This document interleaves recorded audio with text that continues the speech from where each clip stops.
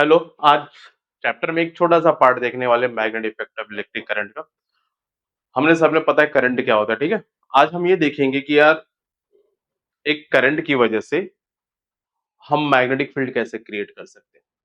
तो इस चीज को सबसे पहले देखने वाला ओरिस्टन ने क्या किया, एक वायर के अंदर ये वायर लिया और उस वायर के अंदर उसने क्या फ्लो करना स्टार्ट किया, करंट को, ठीक है।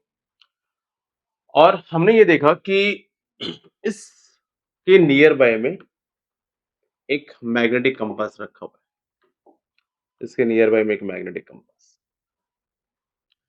नाउ जैसे इस वायर में से करंट जाता था, ये मैग्नेटिक कंपास क्या हो रहा था, डिफ्लेक्ट हो रहा था। नाउ अभी हम सबको पता है कि ये मैग्नेटिक कंपास से डिफ्लेक्ट कब होगा, मैग्नेटिक कंपास तब डिफ्लेक्ट होगा जब यहाँ पे क्या होगा, मैग्नेटिक फील्ड।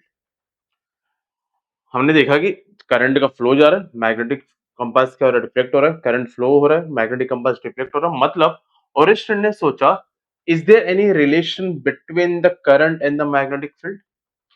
क्या करंट के फ्लो होने से मैग्नेटिक फील्ड क्रिएट हो रहा है? और he was the first scientist जिसने रिलेशन बनाया, रिलेशन बिटवीन करंट एंड इसके बीच में मैग्नेटिज्म। काफी अच्छा सा टॉपिक है, current and magnetism, correct. Now second चीज आई समझ में कि यार किस तरह से मैग्नेटिक फील्ड। तो पहले हम थोड़ा समझ लेते हैं मैग्नेटिक फील्ड को। इस चैप्टर को समझने के लिए हमें समझना होगा मैग्नेटिक। इस मैग्नेटिक फील्ड को हम डिनोट करेंगे, इट इज डिनोटेड बाय, किससे डिनोट कर दो, बी से डिनोट कर दो। ये कौन सी क्वांटिटी है, ये एक है हमारे पास कौन सी क्वांटिटी, वेक्टर क्वांटिटी। इसके यूनिट के बारे में बात की जाए तो यूनिट है इसकी Tesla, which is denoted by capital T. और इसको बोल सकते हैं वेबर पर मीटर। ओरिस्टड ने अपने एक्सपेरिमेंट में, जो ये एक्सपेरिमेंट कर रहा था, उस एक्सपेरिमेंट में ओरिस्टड ने दो चीजों को कंक्लूड किया। सबसे पहली चीज ये थी कि जो मैग्नेटिक फील्ड होता है, मैग्नेटिक फील्ड ये डिपेंड कर रहा है करंट के ऊपर, the strength of the current के ऊपर।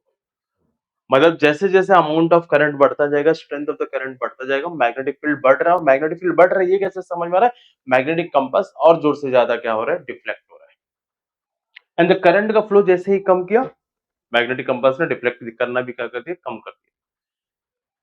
सो based on this observation we have concluded, I mean ओरिस्टन ने कंक्लूड किया कि जो मैग्नेटिक फील्ड है वो किस पे डिपेंड कर रहा है, वो डिपेंड कर रहा है स्ट्रेंथ ऑफ करंट के ऊपर, करेक्ट है। और दूसरी चीज उसने कंक्लूड की ये कि अगर इस मैग्नेटिक कंपास को मैं दूर लेके जाऊं और करंट फ्लो कर रहा हूं, तो मैग्नेटिक कंपास बहुत स्लोली डिफ्लेक्ट हो रहा है। और जब मैं नजदीक लेके आ रहा हूं तो मैग्नेटिक कंपास और ज्यादा डिफ्लेक्ट हो रहा है। अच्छा, इरिस्पेक्टिव ऑफ हम करंट चेंज कितना कर रहे हैं, हम करंट को क्या रखे हैं, फ्लो ऑफ करंट को कांस्टेंट रखा है। मतलब नाउ हम स्ट्रेंथ ऑफ करंट के साथ कुछ भी नहीं कर रहे हैं, हम क्या कर रहे हैं, हम मैग्नेटिक कंपास के डिस्टेंस को वेरी कर रहे हैं। नाउ टेल मी बच्चा लोग, कि अगर हम डिस्टेंस को वेरी कर रहे हैं तो क्या मैग्नेटिक कंपास डिफ्लेक्ट कम ज्यादा हो रहा है? हाँ। तो क्या मैं ये बोल सकता हूं कि जो मैग्नेटिक फील्ड है it is inversely proportional to the square of the distance between them? ये दो चीजों को ओरिस्टन ने क्या किया, कंक्लूड किया अपने एक बेसिक से ऑब्जर्वेशन में। नाउ जब ओरिस्टन से पूछा गया कि आप मैग्नेटिक फील्ड को कैलकुलेट कर सकते हो, तो उसने बोला नहीं, मैंने तो सिर्फ बेसिक से ऑब्जर्वेशन निकाल के रखा हुआ है और मैंने कंक्लूड करके रखा हुआ है। अब यहां से हमारा चैप्टर स्टार्ट होता है। चैप्टर का नाम पड़ता है magnetic effect of electric current, कि अगर आपको मैग्नेटिक फील्ड क्रिएट करना है तो आप इलेक्ट्रिक करंट की हेल्प से कैसे क्रिएट कर सकते हो। और इस चीज को समझाने के लिए मैग्नेटिक फील्ड की सबसे पहले एक साइंटिस्ट आए, बायट सावर्ट लॉ। ध्यान से सुना, बायट सावर्ट लॉ का। बायट सावर्ट लॉ में हमने बोला कि सपोज करो मेरे पास एक वायर है और इस वायर में से क्या फ्लो हुआ, करंट। एक पॉइंट P है, इस पॉइंट P पे हमें क्या कैलकुलेट करना, मैग्नेटिक फील्ड।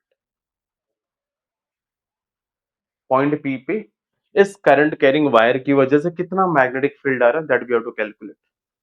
तो हम करेंगे क्या, सबसे पहले हमने एक छोटा सा एलिमेंट ले लिया जिसका लेंथ कितना रखा, dl।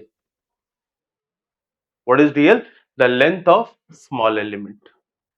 उस वायर का एक सबसे छोटा सा एलिमेंट ले लिया जिसको हम लोगों ने स्मॉल एलिमेंट बोला, उसके लेंथ को बोल दिया dl करके। बार्ट सावर्ट ने बोला कि जो मैग्नेटिक फील्ड होगा due to that small element, जो मैग्नेटिक फील्ड होगा इस एलिमेंट की वजह से, वो डिपेंड करेगा करंट पर, पहली चीज। सेकंड चीज, सेकंड बात बोलता है कि magnetic field also depends upon the length of the small element. इस एलिमेंट पे भी डिपेंड करेगा, इसका लेंथ अगर ज्यादा किया तो मैग्नेटिक फील्ड बढ़ेगा, इसका लेंथ कम किया तो मैग्नेटिक फील्ड कम हो जाएगा। थर्ड,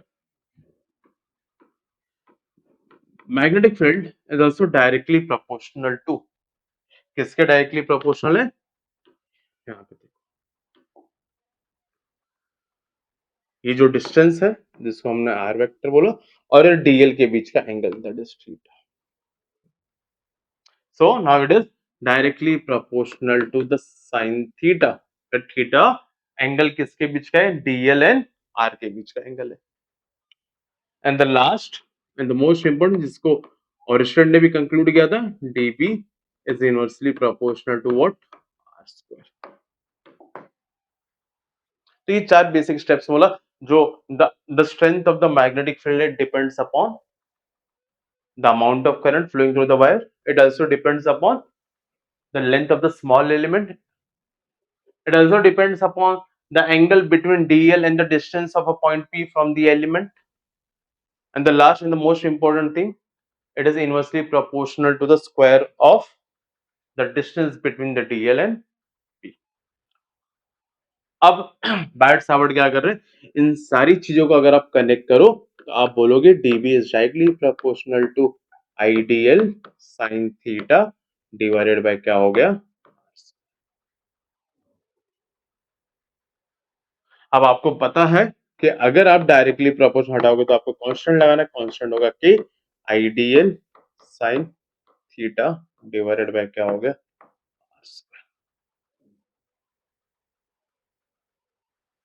जहां पे के को हमने कांस्टेंट बोला और इस कांस्टेंट की जो वैल्यू होगी it is mu naught upon 4 pi which is equal to 10 raise to -7। चलो मी नॉट क्या है, मी नॉट है permeability, permeability of free. So now मेरे लिए मैग्नेटिक फील्ड इक्वल टू क्या होगा, मी नॉट अपॉन 4 पाई, यहाँ पे आया ideal sine theta divided by r square.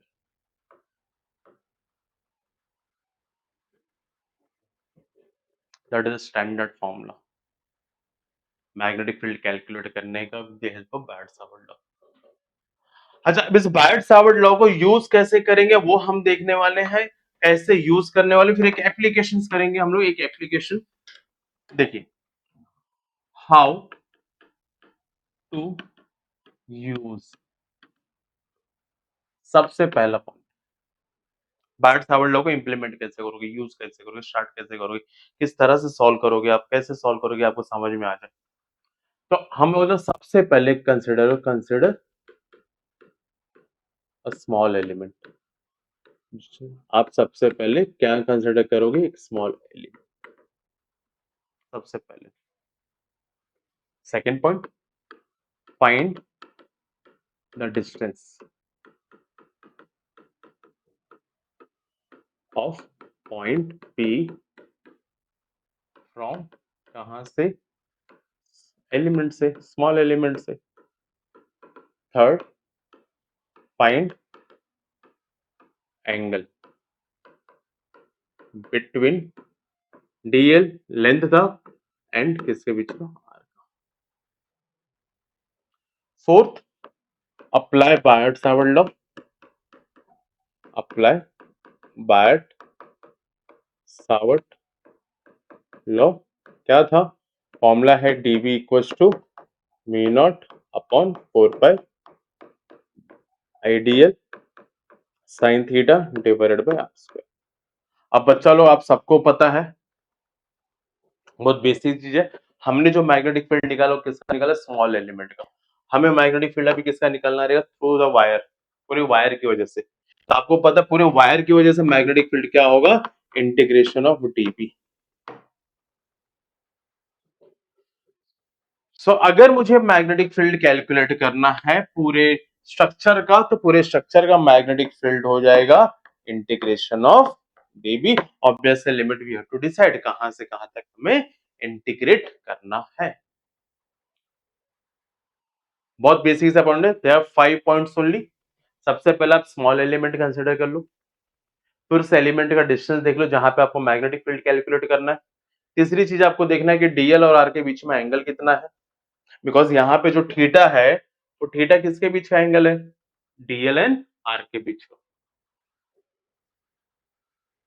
And चौथा स्टेप ये है कि आप बायट सावर्ट लॉ अप्लाई कर दो। बायट सावर्ट लॉ अप्लाई करने के बाद आप इसको इंटीग्रेट कर दो। देखना चाहते हो कैसे कर रहे हैं हम लोग? देखो, एक एक अच्छे से एप्लीकेशन पे आते हैं हम लोग। एप्लीकेशन नंबर, एप्लीकेशन नंबर हम बोल रहे हैं फाइंड, या फिर फाइंड से बेटर है magnetic field at the centre of current carrying coil.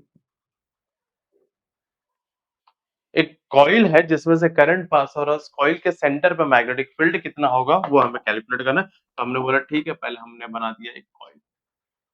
इस कॉइल का हमने डिसाइड कर दिया सबसे पहले ये है सेंटर। कॉइल में करंट पास हो रहा है, ठीक है, करंट पास हो गया, यहाँ से यहाँ तक करंट पास हो गया, एंटी क्लॉकवाइज में करंट पास हो गया। हमने इस करंट की वजह से पॉइंट पी पे मैग्नेटिक फील्ड क्या होगा। तो बच्चा लोग मेरे साथ सोचो क्या करना था। सबसे पहले हमें लेना एलिमेंट। तो सबसे छोटा सा एलिमेंट ले लेते हैं हम लोग। ये एलिमेंट ले लिया मैंने डीएल।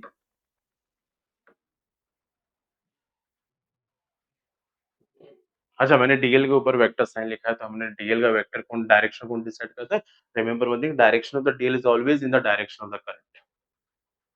जिस डायरेक्शन में करंट होगा उसी डायरेक्शन में क्या होगा? डीएल वेक्टर होगा। तो अगर यहाँ पे आप क्वेश्चन में देख रहे हो करंट का डायरेक्शन कैसा है? एंटी क्लॉकवाइज है, तो डीएल का भी डायरेक्शन क्या होगा? एंटी क्लॉकवाइज होगा। बात समझ में आ रही है? तो सबसे पहली चीज हमें करनी है, सबसे छोटा सा एलिमेंट कंसीडर, मैंने एलिमेंट कंसीडर किया। Now jump to the point number 2।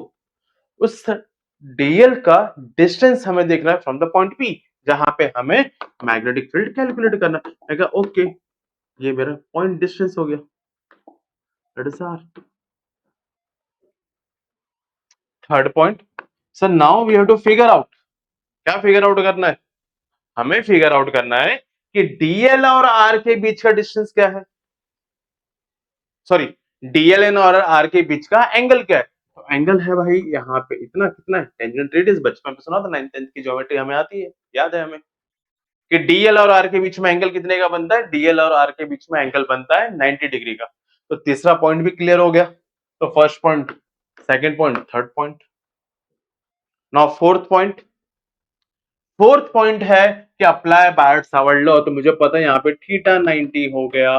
So magnetic field कितना हुआ? मैग्नेटिक फील्ड हुआ mu naught upon 4 pi I D L upon R square. Sine theta, sine 90, sine 91 कितना होगा? 1 हो जाएगा। अब फोर्थ पॉइंट भी क्लियर है। नाउ फिफ्थ पॉइंट पे आते हैं। फिफ्थ पॉइंट क्या बोल रहा है? फिफ्थ पॉइंट बोल रहा है इसको इंटीग्रेट कर दो। इंटीग्रेशन ऑफ डीबी कहां से कहां तक जाओगे? 0 से लेकर सरकमफ्रेंस तक 2 पाई आर। तो B equals to integration from 0 to 2 pi r. यहाँ पे क्या होगा? Mu naught upon 4 pi I dl upon r square. मैं क्या ले रहा हूँ b v नॉट कांस्टेंट है 4 पाई कांस्टेंट, करंट कांस्टेंट है, रेडियस कांस्टेंट है, dl का इंटीग्रेशन l होगा और l का लिमिट रखा मैंने तो 2 पाई r यहाँ पे। अब इसको सॉल्व करते, तो सॉल्व करने पे क्या आएगा, मुझे सॉल्व करने पे आएगा b value me naught i divided by 4 pi r square, यहाँ पे क्या है 2 पाई। अब 2 पाई r आ गया तो b का फॉर्मूला क्या होगा, mu naught i upon 2 pi cancel हुआ, r कैंसिल हुआ तो क्या बचा 2r। That is a magnetic field of a current carrying coil at the centre of the coil. अब अच्छा मेरे को इसी के लिए चाहिए, मान लो for n number of turns के लिए, तो मैं क्या करूंगा, मैं सिंपली इससे मल्टीप्लाई कर दूंगा, किससे, n से, तो n i डिवाइडेड बाय कितना हो गया 2r। ये आपका मैग्नेटिक फील्ड निकाल दिया सेंटर। समझ में आया? तो नेक्स्ट क्लास में हम लोग देखेंगे application number 2। Thank you so much.